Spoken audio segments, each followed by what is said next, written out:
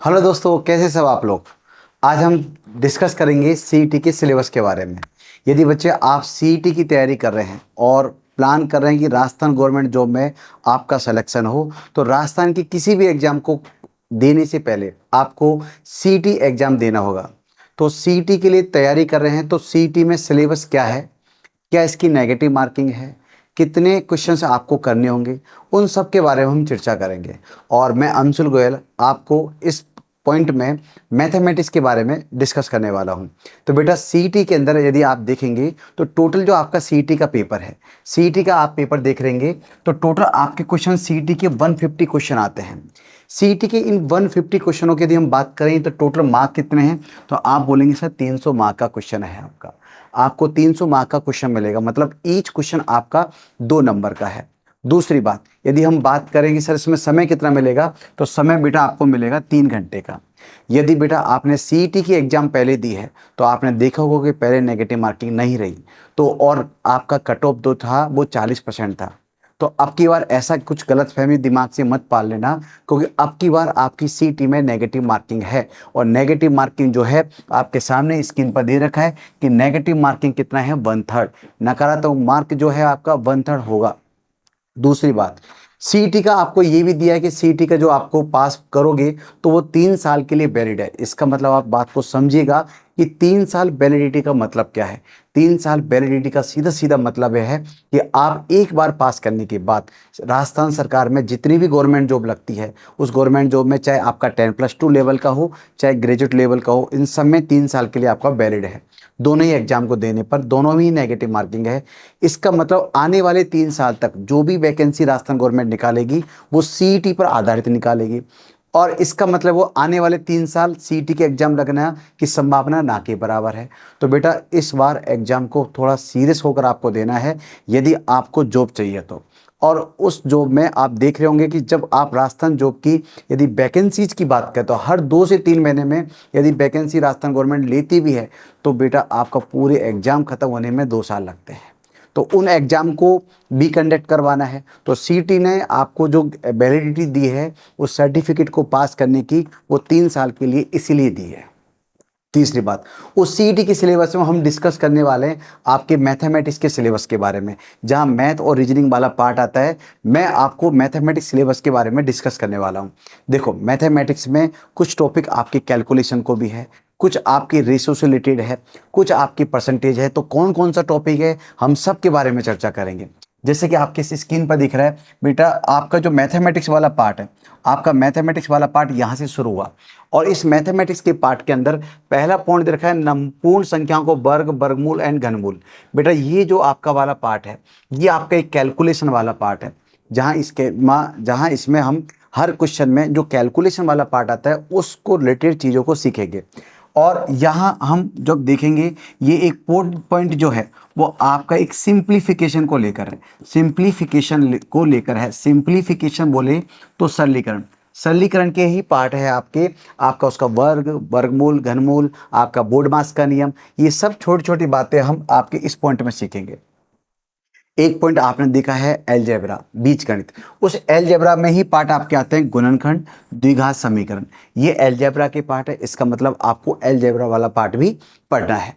दूसरी बात हम बात करें लघु गुणक। लघु गुणक के क्वेश्चन आप राजस्थान गवर्नमेंट के एग्जाम में देखेंगे, चाहे पटवार, वीडियो, इन सब में फ्रिक्वेंटली पूछते रहते हैं। तो आपकी कॉमन एग्जाम जो है एंट्रेंस एग्जाम सीईटी, वो भी आपके इस एग्जाम में से क्वेश्चन आपसे पूछ रही है। साथ में आपने ये टॉपिक देखा एलसीएम एंड एचसीएफ। ये एलसीएम एंड एचसीएफ वाले टॉपिक को आप ये कह सकते हो एक बेसिक पार्ट है आपका, जो कहीं ना कहीं हर कैलकुलेशन में काम आता है। तो ये नहीं भी देता तो बेटा आपको पढ़ना था, और आपको इस पर जाहिर दिया तो मतलब आपको पढ़ना भी है। साथ में हम बात करें आपके सीईटी के एग्जाम में एवरेज, एवरेज वाला पार्ट। और इसके बाद बात करें देखो परसेंटेज, प्रॉफिट लॉस, और साधन ब्याज और कंपाउंड इंटरेस्ट। ये पूरा का पूरा जो पार्ट है, ये पूरा का पूरा पार्ट है, ये परसेंटेज पर डिपेंडेंट है। ठीक है, तो आपको ये प्रतिशत वाला भी बात आपको तरीके से पढ़ना होगा। साथ में यदि हम बात करें तो बेटा एक टॉपिक आपको दिया अनुपात समानुपात। यहाँ लिखकर अनुपात समानुपात जरूर दे दिया, पर आप इस बात को जानिए अनुपात टॉपिक के साथ साथ में कुछ टॉपिक और भी होते हैं, जैसे लाइक आपकी एज प्रॉब्लम, पार्टनरशिप, मिश्रण। ये बाय डिफॉल्ट ना भी लिखे तो भी काम चलेगा, क्योंकि अनुपात समानुपात का मतलब ही ये तीनों चारों टॉपिकों का समावेश है। तो इसमें बच्चे क्या गलती कर देते हैं कि सर अनुपात समानुपात लिखा है, हम तो वही पढ़ेंगे, आगे के चैप्टर नहीं पढ़ेंगे। और फिर जब एग्जाम में क्वेश्चन आ जाता है फिर बोलते हैं सर आउट ऑफ सिलेबस है। नहीं बेटा, वो अनुपात की ही पार्ट है, तो आउट ऑफ सिलेबस बिल्कुल भी नहीं है। तीसरी बात, आप देखेंगे समय चाल दूरी। समय चाल जो दूरी है, इससे रिलेटेड दो टॉपिक और है जहां इसमें मेंशन नहीं है। उनका नाम है आपका, एक टॉपिक है आपका ट्रेन प्रॉब्लम, एक टॉपिक है आपका कौन सा, ट्रेन प्रॉब्लम। ट्रेन प्रॉब्लम का मतलब क्या है, रेलगाड़ी संबंधित प्रश्न। आपको नहीं लिखा पर आपको ये टॉपिक भी पढ़ना है, क्योंकि जहाँ समय दूरी चाल की बात कर दी, मतलब ये आपके दो कैटेगरी हुई। एक तो हुई आपकी ट्रेन प्रॉब्लम और एक कैटेगरी हुई आपकी बोर्ड प्रॉब्लम। एक कैटेगरी हुई आपकी बोर्ड प्रॉब्लम। बोर्ड प्रॉब्लम बोले तो नाव संबंधित प्रश्न। ये दोनों ही टॉपिक इसके अंदर बाय डिफॉल्ट मेंशन है, जो आपको अच्छी तरह से साथ साथ में पढ़ने होंगे। समय व कार्य, समय व कार्य की बात करें तो बेटा समय व कार्य, इसी पर बिल्कुल समरूप जो टॉपिक है वो है आपका पाइप एंड टैंक। वो है आपका pipe and tank. Pipe and tank एक इसका दूसरा कैटेगरी है। यदि आपको ये लिख दिया तब भी आपको बाय डिफॉल्ट इसकी प्रैक्टिस भी करनी साथ में, और ये लिख कर देता तो भी आपको बाय डिफॉल्ट इसकी भी प्रैक्टिस करनी है। तो आपको संक्षिप्त रूप में जो सिलेबस दे रखा है, आप उसको तरीके से समझो कि उसका मतलब है क्या। मैं आपको वो सब आपको बातें समझाने की कोशिश कर रहा हूँ। साथ में यहाँ हम बात करें तो ये वाले पार्ट को जब आप देखेंगे तो बेटा ये वाला जो पार्ट है आपका, एक बिंदु पर बनने वाला कोण, रेखा, सरल आकृति, त्रिभुज की सर्वांग समता, ये सब जो त्रिभुज, वृत्त, दीर्घवृत्त, आयत, गोले, बेलन का, ये सब आपका जो पार्ट है, आपने एक पार्ट पढ़ा है क्षेत्रफल, क्षेत्रमिति और आयतन। तो ये क्षेत्रमिति आयतन के सब टॉपिकों के नाम लिख रखा है। आप इसको शॉर्ट में ये समझ सकते हो सर, क्षेत्रमिति व आयतन वाला जो टॉपिक है, क्षेत्रमिति व आयतन वाला टॉपिक है, इसके ये सब पॉइंट है जो हमको रेडी करने हैं। साथ में आप देखेंगे, अब ये बात जो आपको बोली त्रिकोणीय अनुपात, ऊंचाई व दूरी से संबंधित समस्या, तो बेटा हाइट एंड डिस्टेंस करके एक आपका पूरा टॉपिक है। साथ में हाइट एंड डिस्टेंस को समझने से पहले आपको त्रिकोणमिति पढ़नी होगी, जहां साइन, कोस, टेन, कोसेक, कोसेक के बारे में पढ़ेंगे। जब साइन, कोस, टेन, कोसेक के बारे में आप पढ़ोगे तो उसका कहीं ना कहीं रिलेशन आपके इस अनुपात से भी है, हाइट एंड डिस्टेंस में क्वेश्चनों को सोल्व करने के लिए और आपकी त्रिकोणमिति में भी क्वेश्चनों को सोल्व करने के लिए। तो इन सब बातों पर आपको अच्छी तरह से गौर करना है। कैसे पढ़ना है उनके बारे में भी देखेंगे। अभी हम देख रहे हैं कि आपके मैथमेटिक्स में सिलेबस क्या है। साथ में आप देखेंगे, आप स्टैटिक जब आप देखते हैं मैथमेटिक्स वाला पार्ट, तो केंद्रीय प्रवृत्ति के माप, जहां आपने देखा मीन, मोड, मीडियन, माध्य, माध्यिका, बहुलक, आपसे को इस पॉइंट से रिलेटेड एक दो क्वेश्चन जरूर हर साल आपकी राजस्थान गवर्नमेंट से रिलेटेड हर एग्जाम में आता है। आप प्रीवियस सीटी के अंदर भी देखेंगे तो आपको इन तीनों का रिलेशन ही पूछ लेगा। अब आप बोलेंगे सर इन तीनों का रिलेशन पूछ ले, तो वो तो हमें आता नहीं है। तो बेटा मैं आपको इन तीनों का रिलेशन खूब बार पूछा है, मैं आज के आप इस पॉइंट को देखना और आप प्रीवियस ईयर के क्वेश्चन देखना। बहुलक बराबर आपको दे रखा होगा 3 इंटू माध्यिका, 3 इंटू माध्यिका माइनस 2 इंटू माध्य, 2 इंटू माध्य। आप देखना आपको इससे रिलेटेड क्वेश्चन, कभी कभी तो आपसे इससे रिलेशन पूछ लिया, कभी कभी इन तीनों आइडेंटिटी में से कोई दो आइडेंटिटी दे दी और एक आइडेंटिटी पूछ ली। तो भैया आपको इस बात पर भी बहुत अच्छी तरह से ध्यान देना है। क्लियर। इसके साथ में आप देखेंगे, इस पे हम पहले ही चर्चा कर चुके हैं, आयतन वर्ड बोल के। कैसे, देखो गोले, बेलन, घन, घनाभ, शंकु का आयतन। ये बेटा आपका 3D फॉर्म के अंदर इनके हम इनकी कैपेसिटी निकालेंगे। इनका आयतन क्या है, इनका सरकमफेरेंस क्या है, संपूर्ण पृष्ठीय क्षेत्रफल क्या है, पृष्ठीय क्षेत्रफल क्या है। हर असाइनमेंट में ये 3 बातें पढ़ने वाले हैं। और यहाँ ये दोनों की यदि हम बात करें तो बेलन, घन, शंकु और एक पॉइंट और है घनाभ, ये आपके कुछ एग्जाम्पल है। किसके, आप बोलेंगे प्रिज्म और पिरामिड के एग्जाम्पल है। कुछ एग्जाम्पल आपके पिरामिड के हैं, कुछ एग्जाम्पल आपके प्रिज्म के हैं। तो मुद्दे की बात क्या है कि आपको प्रिज्म पढ़ना है, पिरामिड पढ़ना है और तीसरा पॉइंट आपको गोला पढ़ना है। जैसे आप इन तीनों पॉइंटों को पढ़ोगे, आपके आयतन वाली सभी समस्या एक साथ समाप्त हो जाएगी। साथ में आप इन क्वेश्चनों को देखते होंगे, आंकड़ों के चित्र द्वारा निरूपण। आलेख, वृत्तचित्र, रेखाखंड आदि। मतलब आपने देखो pie chart, bar graph, histogram, इस तरह के जो सांख्यिकी के जो क्वेश्चन आते हैं बेटा वो इसके अंदर आपका पूरा पार्ट आता है।